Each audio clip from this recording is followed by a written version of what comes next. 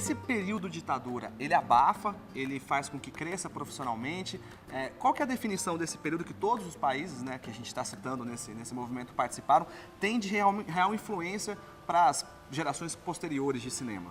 Yo creo que absolutamente, absolutamente. En el caso de Chile, por ejemplo, el desarrollo del nuevo cine chileno estuvo además de la mano de cierta institucionalidad, ¿verdad?, que en ese momento tenía que ver directamente con el Estado, pero también, por ejemplo, con la universidad. Es el caso de la Universidad de Chile, donde, por ejemplo, estaba desde 1961 la Cineteca de la Universidad de Chile, al alero de la cual también se desarrolla un centro de cine experimental, por ejemplo, con los autores que te mencioné hace un rato, con Pedro Chaskel, con Miguel Litín, con Carlos Flores, entre otros, donde comienzan a desarrollar nuevas miradas y nuevas propuestas estéticas también en este cine.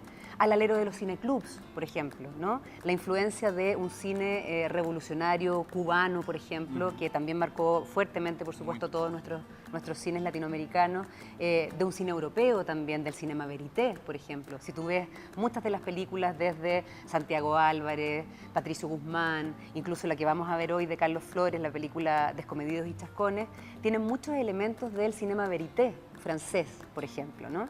Son documentales en el fondo que proponen una renovación cinematográfica y que sin duda además tienen en común el estar elaborados desde una mano joven, ¿no?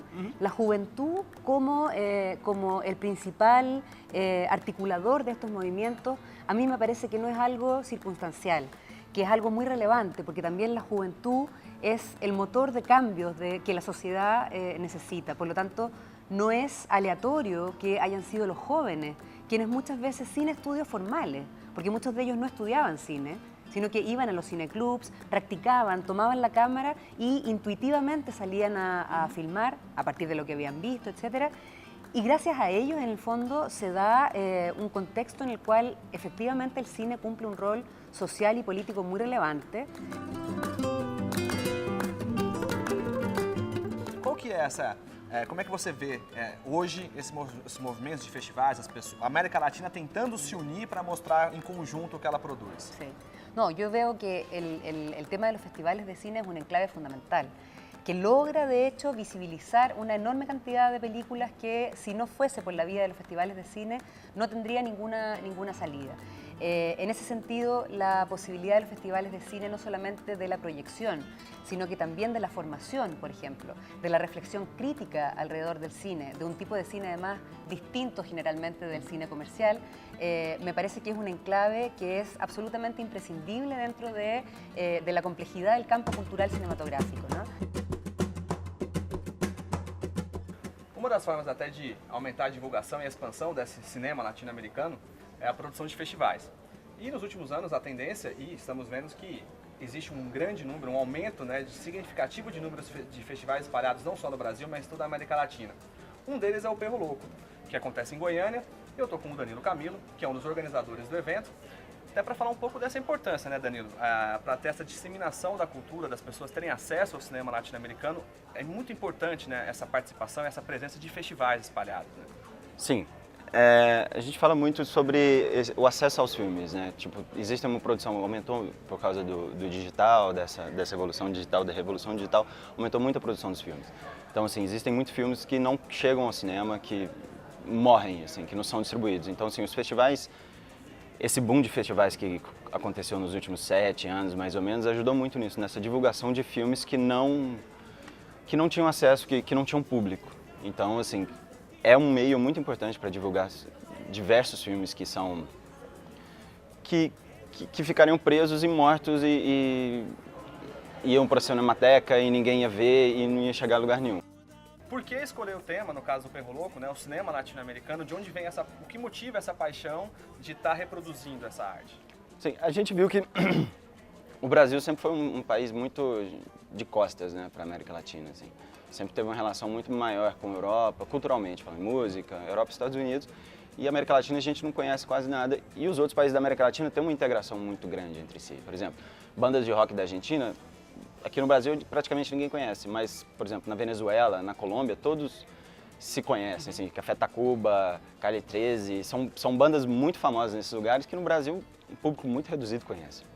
Então a gente quis dar essa divulgação. Existia um festival só, no Brasil sobre cinema latino-americano, que é o Festival de São Paulo, que começou, sei lá, acho que 2 anos antes do Perro Louco, uma coisa assim.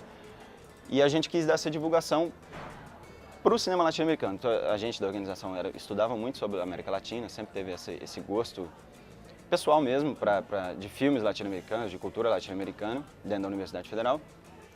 E a gente achou que seria uma boa ideia. E o Brasil, para mim, hoje, ele precisa debater mais.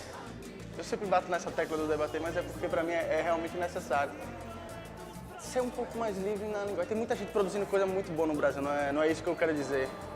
O cenário já está sendo fortalecido. O Recife está vindo com um espaço bacana. Tem o Som ao Redor, já chegou com uma outra pegada e isso. Agora é necessário adaptar e fortalecer o espectador no Brasil também, né?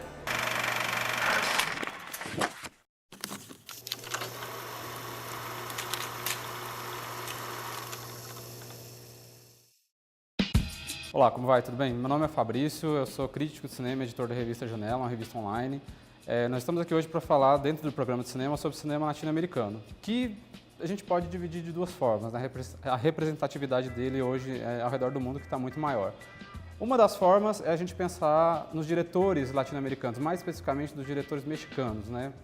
Sobretudo o Alejandro González Iñárritu, Guilherme Del Toro e Alfonso Cuarón, que, no caso, eles migraram, né, do cinema que eles faziam no México para o cinema de Hollywood. Então hoje eles estão fazendo grandes produções, né, como o Gravidade, que o Alfonso Cuarón fez recentemente, concorreu ao Oscar.